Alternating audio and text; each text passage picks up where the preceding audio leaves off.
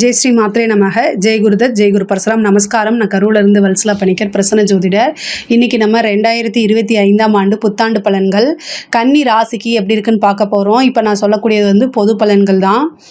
உங்களுக்கு 100% அக்யூரேட்டான பலன்கள் வேணும் அப்படின்னா உங்களுடைய சுய ஜாதகத்தில் ஹாரஸ்கோப், அதாவது இண்டிவிஜுவல் ஹாரஸ்கோப்பில் கிரகங்களுடைய பொசிஷன், அப்புறம் என்ன திசாபுத்தி போகுது, இப்போ கோச்சாரங்களுடைய நிலைகள், இது எல்லாத்தையுமே வச்சு தான் நம்ம ஒரு 100% அக்யூரேட்டான பலன்களை சொல்ல முடியும். இருந்தாலும் நான் சொல்லக்கூடியது வந்து 95% கரெக்டாக தான் இருக்கும். இந்த 2025ஆம் ஆண்டு எப்போ பிறக்குது அப்படின்னா மார்கழி மாதம் 16ஆம் தேதி, உத்திராட நட்சத்திரம் 1ஆம் பாதம், தனுசு ராசி, பிரதமை தேதி புதன்கிழமையில் வந்து இந்த வருடம் பிறக்குது. கன்னி ராசியை பொறுத்த வரைக்கும் கிரகங்களுடைய நிலை, இந்த வருஷம் பிறக்கும்போது கிரகங்களுடைய நிலை என்ன அப்படின்னா, உங்களுடைய ராசியிலேயே கன்னிராசியில் வந்து உங்களுடைய ராசியில் கேதுவும், 7ஆம் இடத்துல ராகுவும், 3ஆம் இடத்துல ராசி அதிபதி புதனும், 4ஆம் இடத்துல சூரியன் சந்திரன், 6ஆம் இடத்துல சனியும் சுக்கிரனும், 9ஆம் இடத்துல குருவும், இதுதான் 11ஆம் இடத்துல செவ்வாய். இதுதான் வந்து இந்த 2025ஆம் ஆண்டு அந்த பிறக்குதில்ல, அப்போது கிரகங்களுடைய நிலை உங்கள் ராசி அமைப்பு படி. இந்த 2025 வந்து நீங்கள் எடுக்கக்கூடிய ஒவ்வொரு முயற்சியுமே வந்து சக்ஸஸ் ஆகணும் அப்படின்னு உங்களுக்காக நான் என்னுடைய அம்பாள் கிட்ட பிரார்த்தனை பண்ணிக்கிறேன். இந்த 2025 ரொம்ப சூப்பராக இருக்க போகுது உங்களுக்கு அப்படின்னு நான் சொல்ல மாட்டேன். ஆல்ரெடி கேது இருந்து ரொம்ப டிப்ரெஷனை கொடுத்துட்ருக்காரு. கன்னி ராசிக்காரங்க நிறைய பேர் வந்து கமெண்ட்ஸில் வந்து நீங்கள் சொல்கிற எதுவுமே நன்மை வந்து எதுவுமே நடக்க மாட்டேங்குது, கெட்டது அப்படியே 100% பலிக்குதுன்னு சொல்லிட்டு இருக்கீங்க. அதாவது கன்னி ராசிக்காரங்களுக்கு நான் பகையான ஆள் கிடையாது, நான் கிடையாது. கேது தான் வந்து பார்த்திங்கன்னா உங்களுக்கு டிப்ரெஷனை கொடுத்துட்ருக்கிறதுக்கு உண்டான கிரகம். அது போக இப்போது 2025ஆம் ஆண்டு 29 மார்ச் வந்து சனி பயிற்சி ஆகிறாரு. சனியோடைய பார்வையும் சேர்ந்து வரப்போகுது. மனசை ரொம்ப ஸ்ட்ராங்காக வச்சுக்கக்கூடிய காலகட்டம் தான். கன்னி ராசிக்கு வந்து இயல்பாக ஒரு பெரிய குணம் என்னென்னா போராட்ட குணம். போராடுடா அப்படின்னு ஒரு பாட்டு கூட இருக்குல்ல, அந்த மாதிரி மனசில் வந்து நீங்கள் ஒரு ஃபைட்டர் அப்படின்னு ஞாபகம் வச்சுக்கணும். மற்ற சாதாரணமான ஒரு விஷயம் வந்து ட்ரை பண்ண உடனே அடுத்த செகண்டே கிடச்சிட்டா நீங்கள் ஒரு ஸ்பெஷலாக கிடையாது இல்லையா. நீங்கள் வந்து அதாவது வாரியர் அப்படின்னு ஞாபகம் வச்சுக்கோங்க உங்கள் மைண்டில். பொதுவாகவே நீங்கள் வந்து எல்லா விஷயங்களும் நல்ல, அதாவது படிப்பு அப்படிங்கிறதுக்கு அப்பாற்பட்டு கன்னி ராசிக்காரங்க இன்டெலிஜென்ட் நான் சொல்லுவேன். என்னென்னா எந்த ஒரு விஷயமா இருந்தாலும் சரி உங்கள் துறை சார்ந்த விஷயங்களை ரொம்ப அப்டேட்டடாக இருப்பீங்க. அதே மாதிரி ட்ரை பண்ணி அதை சக்ஸஸ் பண்ணுற வரைக்கும் நீங்கள் வந்து முயற்சி பண்ணிக்கிட்டே இருப்பீங்க. புதுசாக ஐடியாஸ் உங்களுக்கு நிறைய தோணும். பட் ஆனால் வந்து என்ன அப்படின்னா இந்த சனியோடைய பார்வை வந்து இந்த ஆல்ரெடி உங்களுடைய ராசிக்கு வந்து சந்திரன் உங்கள் ராசிக்கு வந்து என்ன கேது இருந்து கொஞ்சம் மனக்குழப்பங்கள், சங்கடங்கள் எல்லாத்தையுமே கொடுத்துட்ருப்பாரு. எல்லா விஷயத்தையும் தாமதப்படுத்திட்டு இருப்பார். நீங்கள் வந்து ரொம்ப ஸ்பீடாக போகணும், அடுத்தடுத்து முயற்சி பண்ணணும், எல்லாத்தையுமே கால்குலேட் பண்ணி இந்த டைமில் இதை செய்யணும், இப்படி செஞ்சது அப்படின்னு சொல்லி பயங்கர கால்குலேட் போட்டுருப்பீங்க. அது எல்லாத்துக்கும் தடையை போட்டு கேட்டை போட்டு உட்காந்துட்ருக்காரு கேது. பத்தாவதுக்கு இப்போ சனி வரப்போகிறாரு. சனி வந்து உங்களுக்கு கண்டச்சனியாக மாறுது. சனி வந்து உங்களுடைய ராசி சந்திரனை எப்போ பார்க்குறாரோ, உங்கள் ராசி எப்போ பார்க்குறாரோ அப்போ இன்னும் தடையாகும், தாமதமாகும், ஸ்லோவாகும். ஆஞ்சநேய வழிபாடு பண்ணுங்கள். ஒவ்வொரு வியாழக்கிழமையும் ஹனுமான் சாலிசா படிங்க, ஆஞ்சநேய வழிபாடு பண்ணுங்கள். அதாவது சந்திரனும் சனியும் சேரும்போது புணர்ப்பு தோஷம் அப்படின்னு உருவாகும். அதனால் உங்களுடைய வருமானத்திலிருந்து ஒருத்தருக்கு அல்லது 2 பேர்த்துக்கு சாப்பாடு வாங்கி கொடுங்க. மாதத்தில் ஒரு நாள், அல்லது உங்களுடைய ஜென்ம நட்சத்திரம் வருது இல்லையா, உத்தரம், அஸ்தம், சித்திரை, இந்த 3 நட்சத்திரத்தில் ஏதாவது ஒரு நட்சத்திரத்தில் வாங்கி கொடுங்க. அது ரொம்ப நல்ல பலன்களை உருவாக்கி கொடுக்கும். ஆனால் சனி வந்து உங்கள் 5 கூடையவர், அதை ஞாபகம் வச்சுக்கணும். நீங்கள் அப்படியே எல்லா விஷயத்தையும் காலி பண்ண மாட்டார், அதனால் கவலைப்படாதீங்க. ஆனால் இந்த ராகுகேது பயிற்சிக்கு அப்புறம் ஓரளவு உங்களுக்கு நிறைய நன்மைகள் இருக்குது. ஏன்னா குரு வந்து உங்கள் ராசியை பார்க்குறதுனால பெருசாக வந்து எடுத்தோடனே பாதிப்புகள் இருக்காது. ஆனால் குரு வந்து பயிற்சியை 10ஆம் இடத்துக்கு வராரு, உங்கள் ராசிக்கு 10ஆம் இடத்துக்கு வராரு. அதாவது மே மாதம் 18ஆம் தேதி குரு பயிற்சியாகி மிதுன ராசிக்கு வராரு. ரிஷப ராசிலேருந்து மிதுன ராசிக்கு வராரு. மிதுனம் வந்து உங்களுக்கு 10ஆம் இடமா இருக்குது. தொழிலில் நல்ல விஷயங்கள், நிறைய நன்மைகள் நடக்கும். ஆனால் நீங்கள் வந்து உங்களை வந்து என்னென்னா ஒரு தடவைக்கு 2 தடவை ப்ரிப்பேர் பண்ணிக்கணும், ஓடுறதுக்கு தயாராக இருந்துக்கணும். நீங்கள் ஒரு விஷயம் செய்யணும்னு நினைப்பீங்க, ஏதாவது கால தாமதப்படுத்துறதுக்கே சில விஷயங்கள் நடக்கும். ஆனால் அதை எல்லாத்தையுமே என்ன செய்யணும், தடைகளை தகர்த்து எறிந்துட்டு வழக்கம் போல் போராட்டமான ஒரு வாழ்க்கையை வந்து, அதாவது முன்னேறி வரணும், அவ்வளோதான். சனி வந்து அவருடைய பார்வைகள் வந்து என்னென்னா கஷ்டங்கள் தாமதத்தை தான் கொடுக்கும். ஆனால் எந்த நேரத்துலையும் அதை வந்து ஒரு ஃபெயிலியர் ஆக்கி விடாது. அதனால் கவலைப்படாதீங்க. சனி சனி சனின்னு அவரையே நீங்கள் இது பண்ணாதீங்க. ஆனால் நீங்கள் செல்ஃபாக வந்து உங்களை மோட்டிவேட் பண்ணிக்கணும். இந்த விஷயத்தை நான் இன்றைக்கி செய்ய போகிறேன்னு எழுதி பாருங்கள். புதனுடைய ராசி அப்படின்னாலே புதன் உங்களுக்கு ராசி அதிபதி புதன். இந்த புதனுக்கு உண்டானது என்னென்னா எழுதுது, ரைட்டிங் ப்ராக்டிஸ் பண்ணுங்கள். கண்டிப்பாக இந்த 2025 நீங்கள் எல்லா விஷயத்தையுமே சக்ஸஸ் பண்ண முடியும். சனி வந்து உங்களுக்கு 5 அப்படிங்கிறது அதிர்ஷ்டம் அப்படிங்கிறக்கூடியது. 5 குடையவர் தான் 7க்கு போயிருக்காரு. திடீர்னு இந்த வருஷம் உங்களுக்கு ஒரு நல்ல அதிர்ஷ்டம். ஆனால் நீங்கள் உழைச்சா மட்டும்தான் கிடைக்க போகுது. உழைப்பு ஏன் சொல்கிறேன் அப்படின்னா 7ஆம் இடம்ங்கிறது சனிக்கு திக்பலம் வாய்ந்தது. புரியுதுங்களா? நிறைய பேர் அதுக்கு வந்து தெரியாது. அதாவது 7ஆம் இடம்னா கண்டகச்சனிம்பாங்க. பொதுவாகவே கன்னி ராசிக்கு கண்டகச்சனி வேலை செய்யாதுங்க. ஏன் சொல்கிறேன் அப்படின்னா அவேர்னஸாக இருக்கக்கூடியவங்க. கன்னி ராசியில் புதன் உச்சம். அதாவது கன்னி ராசியை வந்து எப்போவுமே அலாட்டாக ஆறுமுகம் சொல்கிற மாதிரி அலாட்டாக தான் நீங்கள் இருப்பீங்க. அதனால் உங்களுக்கு பெரிய லெவலில் பாதிப்புகள் நடக்காது. ஏன்னா கால்குலேட்டிவ் மைண்டு, கன்னி ராசியை பொறுத்த வரைக்கும் கால்குலேட்டிவ் மைண்டாக தான் இருப்பீங்க. இப்போ சனியோடைய பார்வை வரும்போது உங்களை அதை மழுங்கடிக்கும். ஆனால் அதை நீங்கள் மறுபடியும் என்ன செய்யணும்? ரீபூஸ்ட் பண்ணிக்கணும். 7ஆம் இடம்ங்கிறது சனிக்கு திக்பலம். அப்போது திக்பலம்னா தொழிலில் இன்னும் முன்னேற்றம் தான். சனியோடைய பார்வை வந்து 10ஆம் பார்வை எங்கே வருது அப்படின்னா உங்களுக்கு 4ஆம் இடத்துக்கு வருது. அதே மாதிரி உற்பத்தி சார்ந்த தொழில்கள் சூப்பருங்க. குருவோடைய பார்வை அனுகிரகமும் இருக்குது 4ஆம் இடத்துக்கு. உற்பத்தி சார்ந்த தொழில், இம்போர்ட் எக்ஸ்போர்ட்லாம் பண்ணுறீங்களா, அவங்களாம் வேறு லெவலில் டெவலப்மெண்ட் பண்ணுறதுக்கு உண்டான வாய்ப்புகள் இருக்குது. நிறைய பேர் வந்து சனியோடைய பாதிப்பு இருக்குது, எனக்கு சனியோடைய பாதிப்பு இருக்குது, எதுவுமே நடக்க மாட்டேங்குது அப்படின்னு சொல்கிறீங்க. ஆனால் அப்படி கிடையாது. நம்ம உழைத்தால் உழைப்புக்கேற்ற பலன் உறுதியாக உண்டு. அதனால் நீங்கள் கவலைப்படாதீங்க. அதுவும் இல்லாமல் 10ஆம் இடத்துக்கு குரு வராரு. அதனால் சூப்பராக இருக்கும். பிஸ்னஸ் அப்படிங்கிறது அடுத்த லெவலுக்கு போகிறதுக்கு உண்டான வாய்ப்பு இருக்குது. தொழில் மூலிமா நல்ல ஆதாயம் கிடைக்கும், வருமானம் உண்டு, லாபம் நிறையாக உண்டு. இந்த கன்னி ராசியை பொறுத்த வரைக்கும் தொழில், பிஸ்னஸ் இது எல்லாமே ரொம்ப சூப்பராக இருக்குது. உத்தியோகத்தில் இருக்கவங்களுக்கு இது ஒரு ரொம்ப ரொம்ப நல்ல விஷயங்கள். 6 குடையவர் தான் 7ல் போகிறாரு. நிறைய பேர்த்துக்கு இடமாற்றங்கள் உண்டு. வேறு பக்கம் வேலை வாங்கிட்டு போகிறது உண்டு. புதுசாக ஒரு கம்பெனியில் போய் ஜாயின் பண்ணுறது, உத்தியோகத்தில் இருக்கவங்களுக்கும் நல்ல ப்ரமோஷன் கிடைக்கிறது. ஏன்னா உத்தியோகஸ்தானத்தை குருவோடைய பார்வை இருக்குது. அதனால் ஒரு ப்ரமோஷன் கிடைக்கும். எதிர்பார்த்துக்கவே மாட்டீங்க, ஒரு நல்ல திடீர் அதிர்ஷ்டம் கிடைக்கும். சேலரி இன்க்ரிமெண்ட்டு, ஏன்னா 2ஆம் இடத்தை குரு பார்க்குறாரு, சேலரி இன்க்ரிமெண்ட் இருக்குது. இந்த ராகுக்கு இது பயிற்சிக்கு அப்புறம் நிறைய விஷயங்கள் உங்களுக்கு நன்மையாக தாங்க நடக்கும். ராகு வந்து உங்கள் ராசிக்கு 6ஆம் இடத்துலையும், கேது வந்து 12ஆம் இடத்துலையும் போகிறாரு. எப்போனா வந்து மே மாதம் 14ஆம் தேதி. அதுக்கப்புறம் வந்து உங்களுக்கு பெரிய தலைவலி, பெருசாக தலையிலிருந்து ஒரு பெரிய பாரத்தை இறக்கி வச்ச மாதிரி உங்களுக்கு அந்த அமைப்பு இருக்கும்.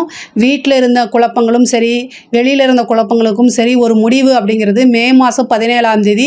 இந்த டேட்டை எழுதி வச்சுக்கோங்க. ஏன்னா புதனாலே எழுதி வச்சுக்கோங்க. அன்னையிலேருந்து உங்களுக்கு அடுத்தடுத்து வளர்ச்சி தாங்க.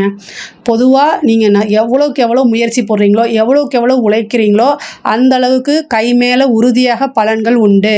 அப்புறம் படிக்கக்கூடிய குழந்தைகள் படிப்பில் தாங்க நீங்கள் அதிகமாக கவனம் செலுத்தணும். ஏன்னா சனியோடைய பார்வை அங்கே வருது. அப்போது படிப்பில் வந்து படிக்க முடியாமல் இன்ட்ரெஸ்ட் இல்லாமல் போகும், அலட்சியங்கள் இதெல்லாமே வரும். படிக்கணும். கன்னிராசியில் இருக்கக்கூடிய குழந்தைகள் அவங்களுடைய பெற்றோர்கள் வந்து மோட்டிவேட் பண்ணி படிக்க வைங்க. படிக்கக்கூடிய விஷயத்த மறந்துடுவாங்க, இல்லை படிக்கிறதுல வந்து இன்ட்ரெஸ்ட் இல்லாமல் விருப்பம் இல்லாமல் போகும், ஞாபக சக்தி குறையும். இதெல்லாமே வந்து என்னென்னா ஹயக்ரீவர் வழிபாடு பண்ணுங்கள், சரஸ்வதி தேவி வழிபாடு பண்ணுங்கள். இது எல்லாமே வந்து படிப்பில் ஆர்வத்தை தூண்டும். அதே மாதிரி படிக்கக்கூடிய குழந்தைங்க வந்து மறந்து போகுதுன்னா எழுதி பாருங்கள். புதன் வந்து எழுத்துக்கு குறிக்கக்கூடிய கிரகம். எழுதி பார்க்க உங்களுக்கு ஞாபக சக்தி வரும், படிப்பில் இன்ட்ரெஸ்ட்டும் வரும், நல்ல மார்க்கு எடுக்கக்கூடிய அமைப்புகள் வருங்க. பெண்களை பொறுத்த வரைக்கும் ரொம்ப சூப்பராக இருக்குது.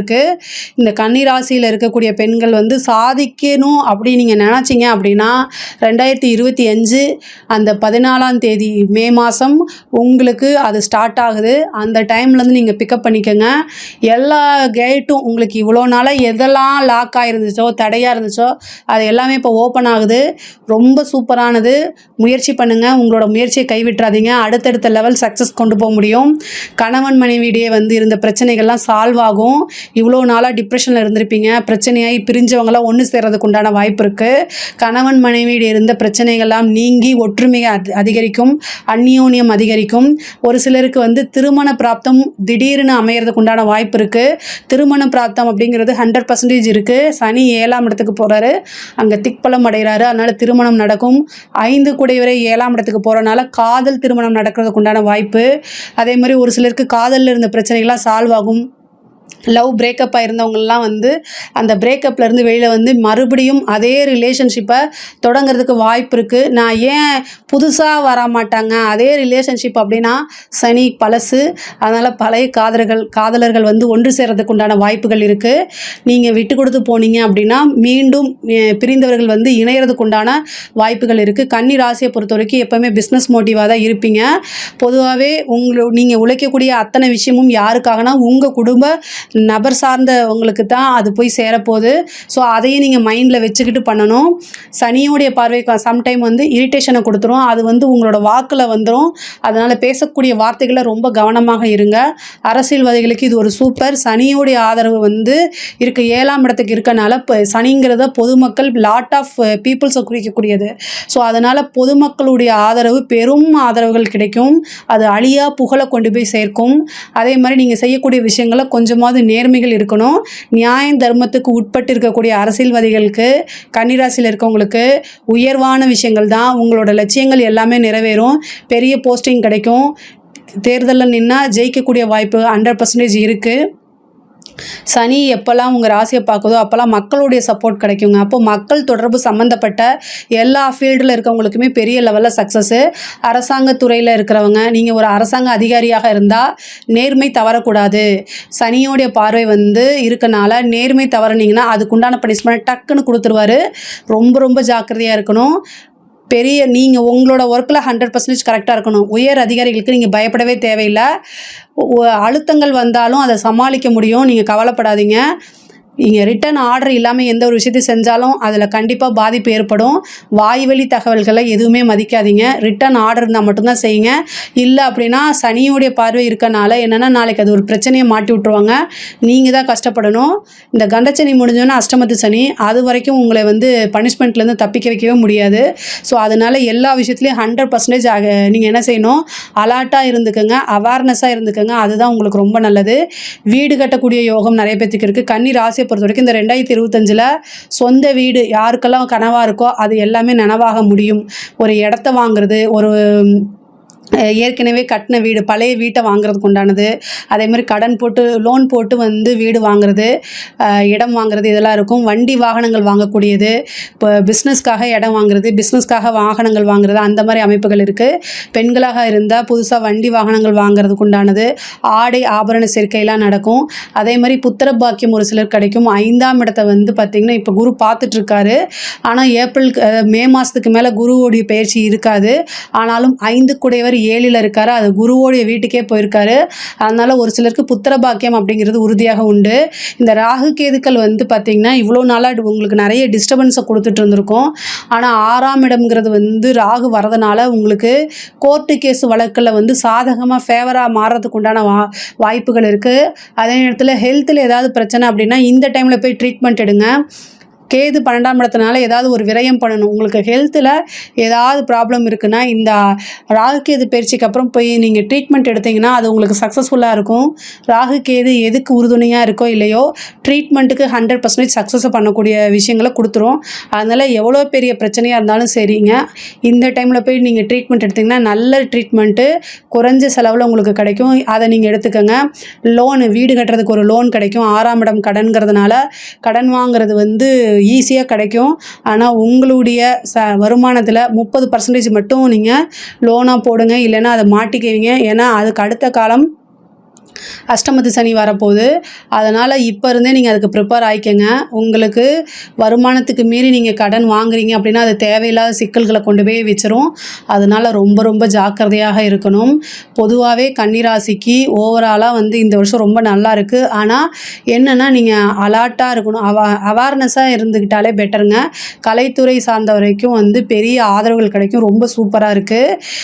மிகப்பெரிய வளர்ச்சி தான். கலைத்துறை சம்மந்தப்பட்டவங்களுக்கு வந்து உங்களோட வாழ்க்கையில் தொழிலையே இந்த 2025 மறக்க முடியாத ஆண்டாக மாறுறதுக்கு உண்டான வாய்ப்பு இருக்குது. இந்த வருஷம் பிறந்தோடனே உங்களுக்கு ஒரு பெரிய ஆப்பர்ச்சுனிட்டி கிடைக்கும். அடுத்தடுத்து அது மூலிமா நீங்கள் பெரிய ஃப்ரேமுக்கு போவீங்க. அவார்டு கிடைக்கும். மற்றவங்களாக அங்கீகரிக்கப்படக்கூடிய விஷயங்கள்லாம் உங்களுக்கு இந்த வருஷம் நடக்கும். பெரிய பெரிய விருதுகள், பாராட்டுகள், அதுக்குண்டான சன்மானங்கள் அது எல்லாமே நடக்கும். நல்ல வருமானம் ஈட்டக்கூடிய வருஷமாக தான் இது இருக்குது. பெண்களுக்கு வந்து புதுசாக நீங்கள் இவ்வளோ நாளாக ஒரு விஷயம் ட்ரை பண்ணிட்டு இருந்திருப்பீங்க. அது எல்லாமே சக்ஸஸ் ஆகிறதுக்கு உண்டான வாய்ப்பு இருக்குது. நீண்ட தூர பிரயாணம் போகிறது, வெளிநாடு வெளிமாநிலங்கள் போகக்கூடிய அமைப்பு 12ல் வந்திருக்கக்கூடிய கேது வந்து வெளிமாநிலம் வெளிநாடு போகக்கூடிய அமைப்புகள் இருக்குது. அதாவது உங்களுடைய லைஃப் பார்ட்னருடைய தேக ஆரோக்கியத்தில் ரொம்ப கவனம். ஆண்களாக இருந்தால் பெண்களுடைய மனைவியுடைய தேக ஆரோக்கியத்தில் கவனமாக இருக்கணும்.